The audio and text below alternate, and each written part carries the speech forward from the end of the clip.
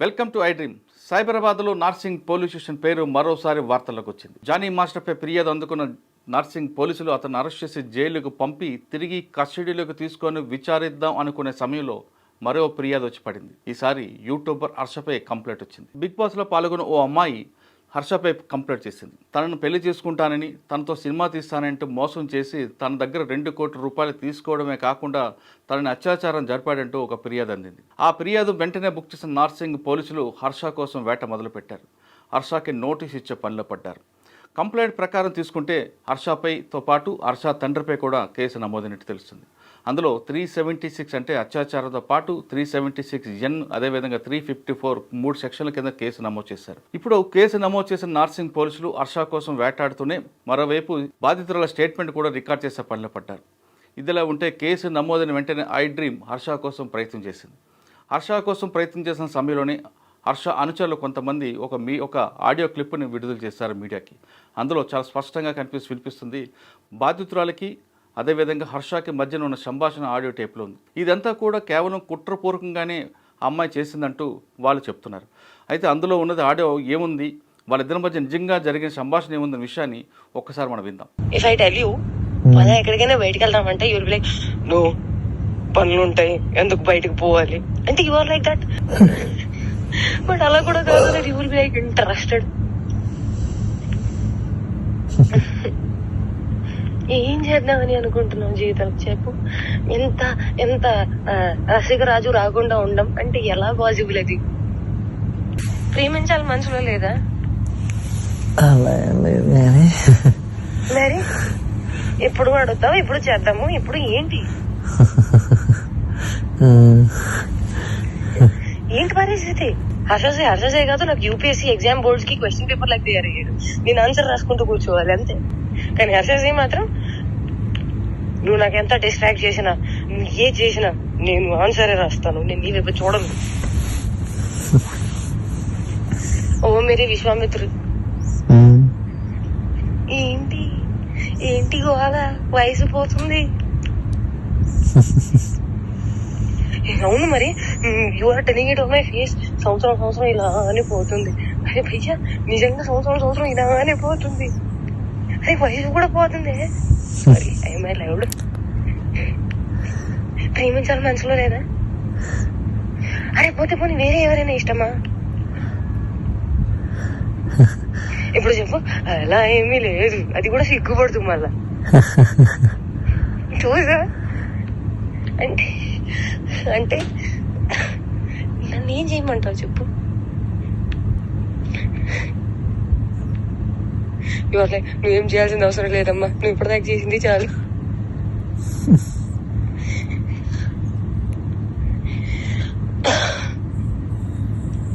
సరే take your time to think about it.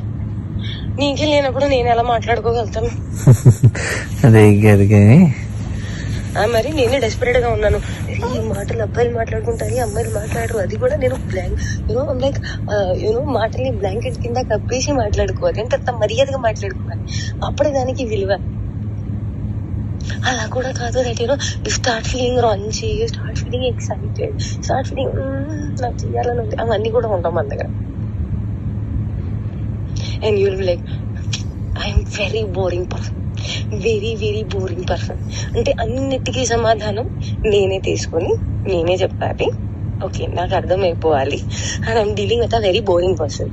So that నాకు expectation ఉండకూడదు. That అక్కడి నుంచి వస్తుంది, దానికి కౌగిలిస్తాను, నీకు దగ్గర తీసేసుకుంటాను, ముద్దు పెట్టేస్తాను, అవన్నీ ఏమి ఉండవు. నాకు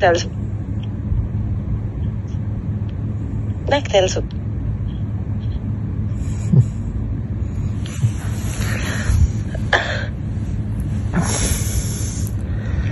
क्या चाहते हो तुम, बताओ मुझे.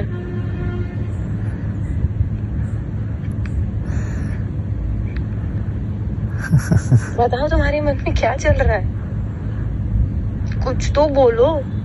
ఒకవేళ నాకు తప్పు ఆలోచనలు ఉన్నాయి అనుకుంటే, అది నేను నీకు హానికరంగా ఉంటాను అనుకుంటే, అమ్మ గుర్తుపెట్టుకో, ఒక్కడవతలోని బావిలో తోయడానికి ఇంకో పడిపోతే దానికన్నా పెద్ద మూర్ఖుడు ఎవడు ఉంటాడు.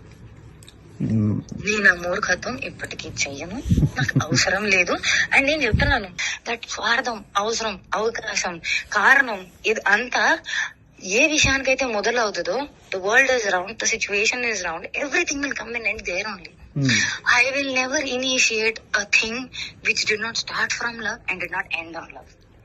Which a mistake I made when you said you never had love, I had to stop there. I did not stop. There it ends, on no love only it ended.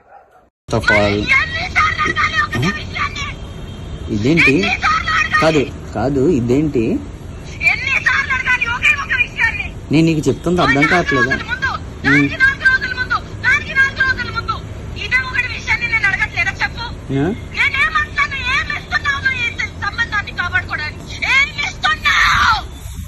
ఇప్పుడు యూట్యూబ్ నువ్వు అడిగిన పాయింట్లే నేను చెప్తున్నాను. నువ్వు అడిగిన పాయింట్లే చెప్తున్నాను.